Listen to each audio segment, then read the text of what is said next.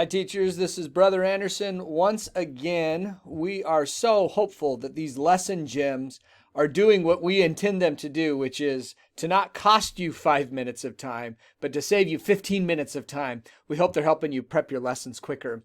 We have decided as a group that we would do one more week with this problem of how do I help my students talk?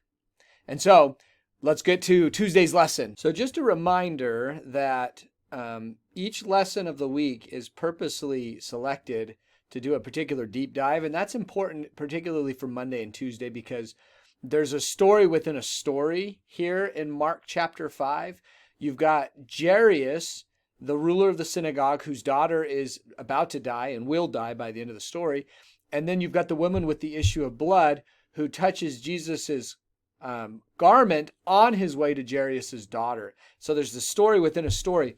So the decision was made by the curriculum team on Monday to cover the woman with an issue of blood, and on Tuesday to cover Jairus' daughter. And so just know that those are both going to get covered on their own ways. And the purpose of this lesson is to help the students have faith at times of fear and uncertainty in Jesus Christ. And so that's how this whole lesson is set up. Now, as you roll through this lesson, I love how it's set up and everything's really great, and it'll take you through the story, and there's videos, and you've also got the chosen video you could use there, and all the things that we've been working on throughout the week, putting kids into groups and maybe taking perspectives from different characters, whatever.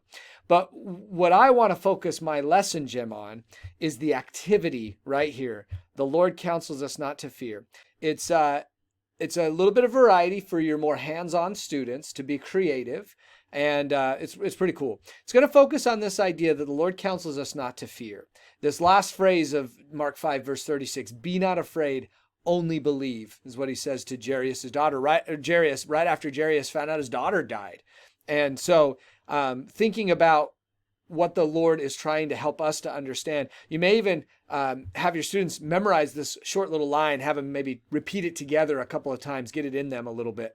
Because what you're going to do then is you're going to have them search the scriptures, and maybe you can do this a couple of ways. You can put up on the board, be not afraid, only believe, and they can come up on the board and write scriptural examples, or you can just have them study it themselves and make their own lists. But what you want them to do is go into the scriptures and look for examples of people who are blessed by following this invitation to be not afraid, only believe. Some situations that you can find in the scriptures.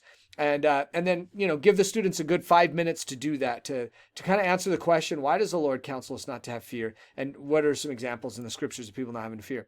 Then you want to give them some very direct time, specific time, for them to think about their own lives. And what are some situations in their lives where it would have been a blessing for them to not be afraid, but only to believe, or when it was a blessing for them because they did believe and they were not afraid. And then what are some actions that you could take to follow the Savior's invitation? How will those actions help you face your fear? So you're doing this in 3 steps. Step number 1, find examples in the scriptures of people who did that. Step number 2, think about yourself and your past experiences. When have you been able to do that, or when would it have been a blessing for you to do that? And then step number 3, what could you do now so that in the future you can not be afraid and only believe? Okay? And have them write it up either in their journals or on the board so that you can then have a discussion with them. Because remember, once the students have prepared, you can then call on them by name, invite them to respond to each other's comments. You can ask them questions like, tell me more about what you mean by that. All the tools we've been talking about all month long. And then right here, if it's possible, bring some art supplies, and you can have the students then create a piece of artwork with be not afraid, only believe, however they want to interpret that. Now, you've got all kinds of students. I know a lot of students don't know how to draw, and so some of them may not want to do that. But you could offer that, say, make a doodle on your notebook about be not afraid, only believe, or give them a piece of paper. Some of your students like to write, and so maybe you could have them create a poem. Some of your students may just be more interested in creating a meme so they can post it on social media about be not afraid, only believe.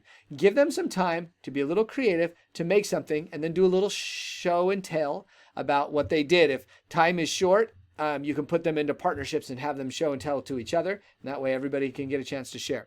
But this will give the students a chance to really think about, see examples of, and then be creative with this idea of not having fear and believing in the Lord.